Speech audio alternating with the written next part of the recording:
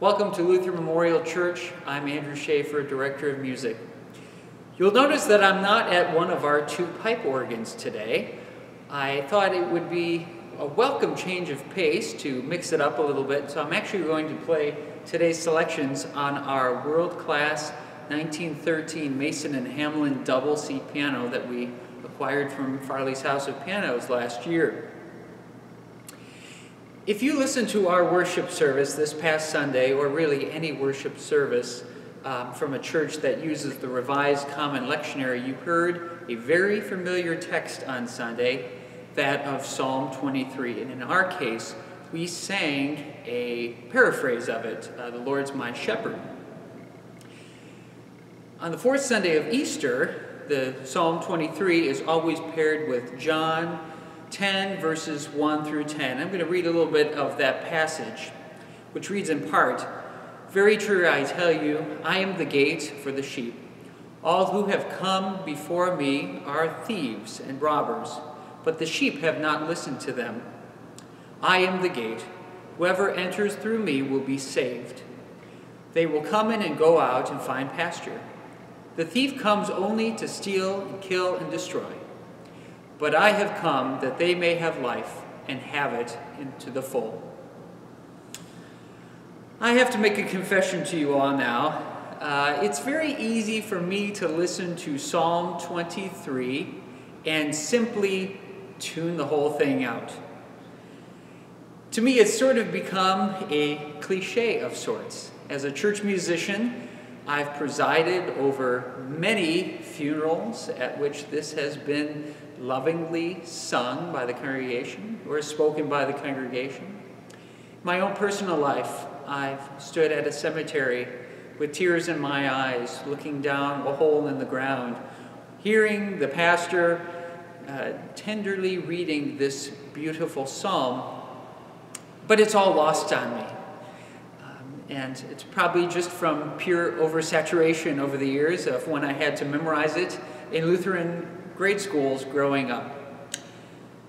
That was true up until this past Sunday, when we heard it again, and I think that it's nearly impossible to make the argument now that the Revised Common Lectionary is not a living, breathing organism that speaks to us in our time. I can think of no better time to hear Psalm 23 than in the midst of this incredible pandemic.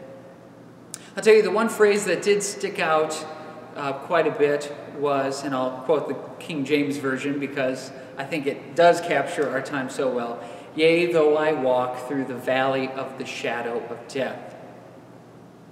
Now, typically that image conjures up mountains in distant parts of the world, or famous paintings of sorts, or maybe a more sinister painting like of hell or something like that. But when I heard that on Sunday, it actually conjured up some really mundane and poignant images in my mind, like the checkout line at Walgreens, or when I'm driving to Luther Memorial here, when I pass the VA hospital or the UW hospital, and I wonder what's going on in those hallways right now, in those valleys of the shadow of death.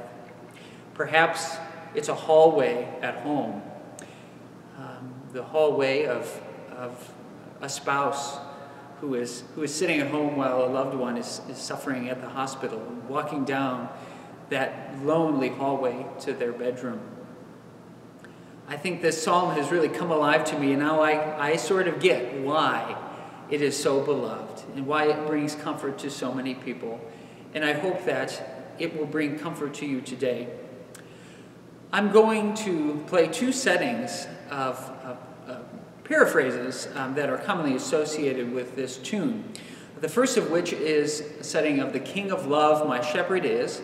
And if you have your hymnals with you, it can be found at Lutheran Book of Worship number 456 or ELW, Evangelical Lutheran Worship number 502. The setting I'll play is by Charles Callahan. The next setting I'm going to play is going to sound a little unfamiliar, at least if you've only grown up in the Lutheran Church. And that's because the setting is not in our hymnal or in our predecessor hymnals. And the tune is Lament, and that's actually named after a town in Scotland. But this tune is very popular, I should add, in other Protestant books. It's usually associated with the tune, with the text, "The Lord's my shepherd, I'll not want." In the ELW and the LBW, that tune is actually Brother James Eyre. And before I play that setting, I'll actually play through the tune once so that you can hear it. And as I play through these two settings, I invite you to think about those valleys of the shadow of death that we are so acutely experiencing in our everyday lives here in Madison and indeed in the world, in our local communities. And be in prayer for all those who are currently walking those valleys.